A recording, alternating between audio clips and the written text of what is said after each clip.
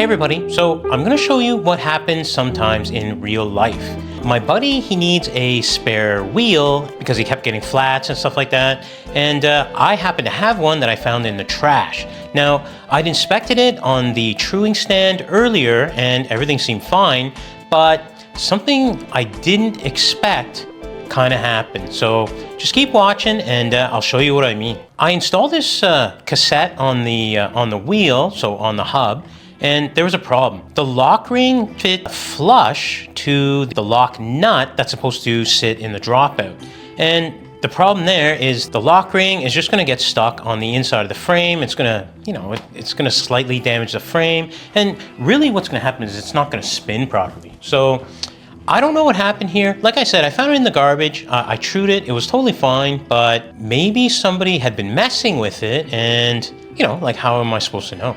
So the first thing I did here is I just used the dishing tool to see if the dish was okay. So I started on the drive side and then I flipped over to the non-drive side and it looks really good. There's just the teeniest little bit of, off dish.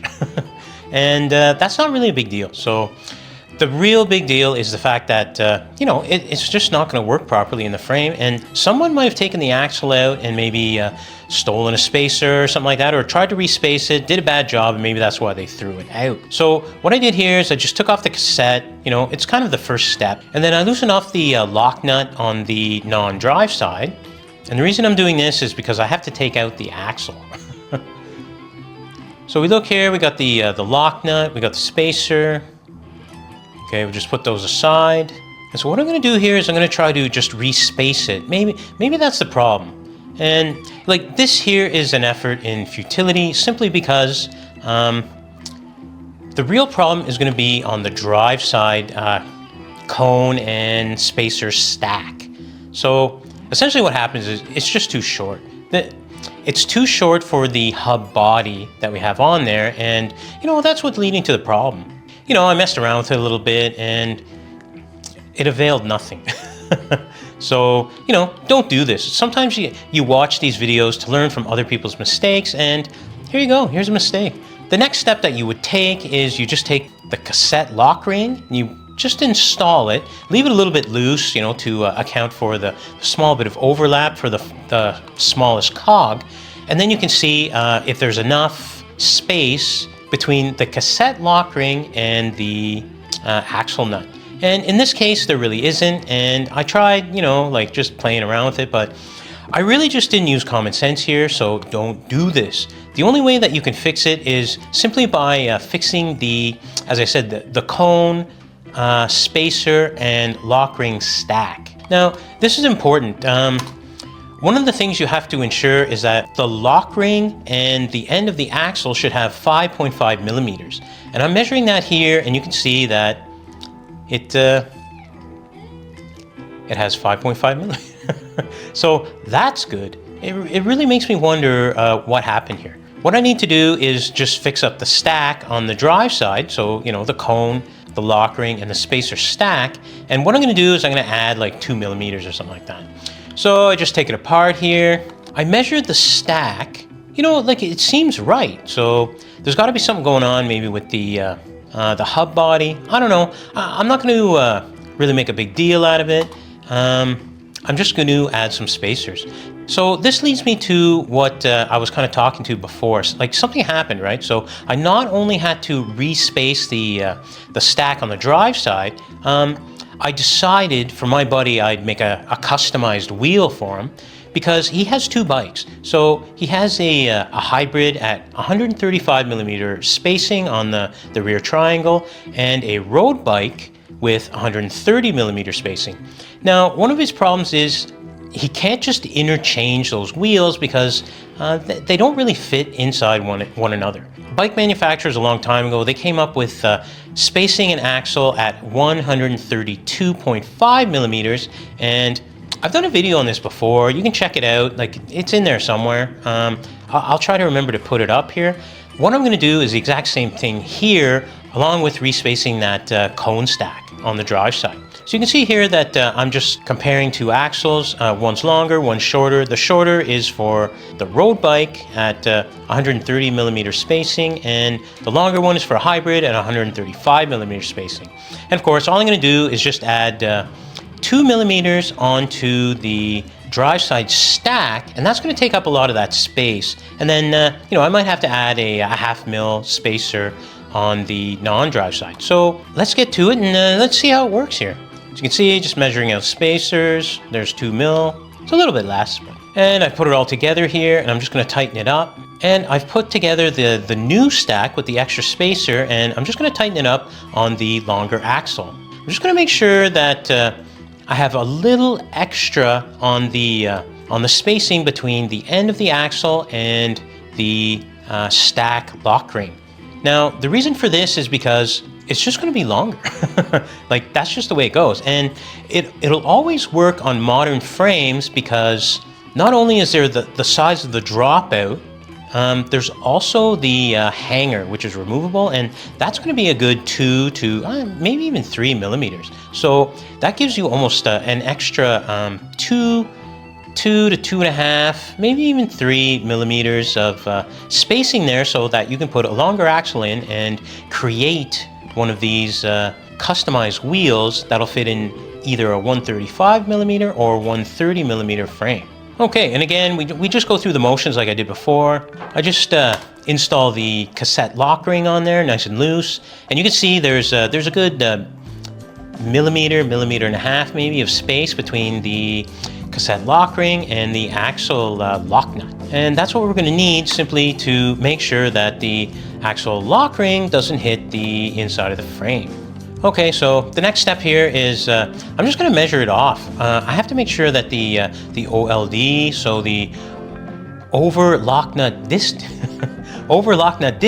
is going to be 132.5.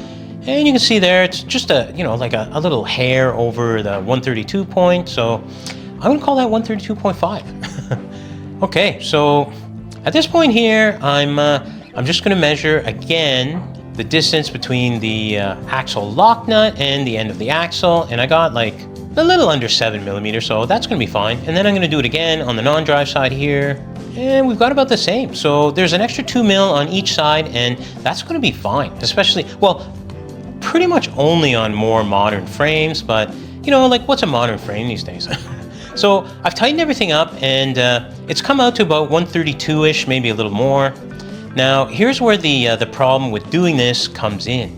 We have to dish the wheeling. So we start on the drive side and then flip over to the non-drive side. And you can see there's a good amount of space there. So what we're going to have to do is redish. Now, the beauty of these more modern wheels is they're double-walled rims, and with double-walled rims, you can have longer spokes. It's just the way that it is. Like a single-wall rim, you're not going to be able to do it as easily, and you'd probably have to replace the spokes. But on a double-wall rim, there's no problem. There's lots of space in there, and it's actually better to have a little bit longer spoke than to just have a shorter spoke or even the correct amount of protrusion in the nipple. With spoke engagement, it's actually better to have more than to have less. Okay, so I just put on this cassette here, tighten it on. You can see, there's about a millimeter there, maybe 1.5 millimeters. So, I was right. And I'm just gonna make sure that I have the lock nuts tightened on really, really well, especially for my buddy, because everything will just, he's hard on everything and everything will just come loose. So, when you're making custom items, custom wheels, custom bikes, you have to take the rider into consideration, which is why it's custom. So, this is a really good hub. I was able to get the preload on there like really, really tight. So I loosened off just a teeny bit, and she spins like a dream. Or he spins like a dream, depending on who you are. All right, so now I have to test it. And you can see here, this is what I mean. There's an extra few millimeters on each side of the axle because I use a longer axle, and they fit well below flush. So they're recessed enough that it's not going to be a problem in these dropouts. And this is like a, like an early 2000s frame, maybe late 90s even. You can see that, like at this point, some people are going to call those vintage, and it kind of works. So You really have to just customize it to the frame and the rider. Now here we go. You can see that the dish is off here a little bit. It's a little bit off to the non-drive side, so I have to dish it over to the drive side. And you can see that in the frame, and if you need even more, I guess, justification for doing this, you can see that the brake pad rubs. So at this point here, these are like Shimano specific nipples, and they take like a 12 gauge like nipple wrench, and all I have is this this like generic multi-slot one. So I really have to take my time in loosening and tightening the nipples here, but you know, I got time. So all I'm doing is I'm just loosening off, and I should always be like a general practice when you're playing with tension on a wheel. You should loosen off where there's the least amount of tension, and then tighten over to where there would be more tension. So in this case, I'm loosening off on the non-drive side. We'll say like a quarter turn. Then I'm going to tighten a quarter turn over on the drive side. And this way I can control how much dish I'm getting. I'm not overdoing it. You know, I won't be adding too much tension, you know, overstraining the amount of torque I'm putting on the nipples. And who knows, like maybe these aren't even brass nipples, maybe they're aluminum, and those things will strip. Those things will just strip. So you have to be very, very careful, especially with this like two-sided, or well, actually it's three-sided spoke wrench, because you know, like it's junk. But I don't have the right one, so you know, I have to make do with what I have. Here you go. You can see I finished off the first little part of the loosening on the non-drive side, and I'm just checking it out here because on these lower spoke count wheels, you can really lose true like very, very quickly. And even if all you're doing is the same amount of tension release on the wheel, like you can still, it can still go out of true. So you have to keep that in consideration as well.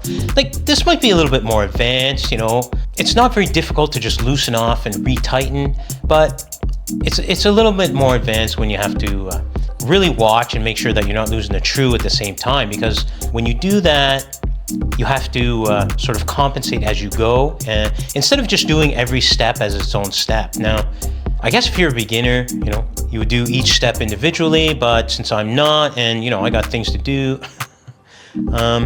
this is what I'm doing. It looks like it's more work, but really it's not, you know, like we want to work smart, not hard, and just like doing work for the sake of doing work, that's not necessarily the smartest way of doing it. But the more you keep watching my stuff, the more you're going to see that you'll be able to do this stuff too. It's just a matter of gaining the experience. All right, so it's looking pretty good here. I'm just going to start tightening up on the drive side here.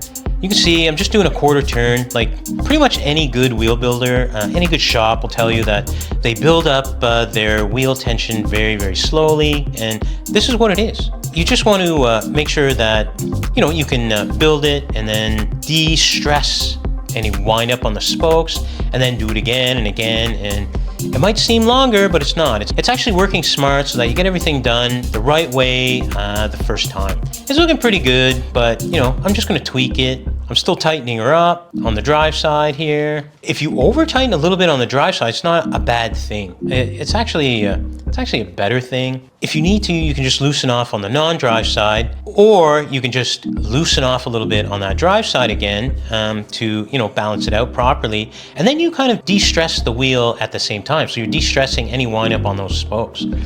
So it's looking pretty good to me. Just do a little fine tuning here on the truing. There's no need to put that in the stand.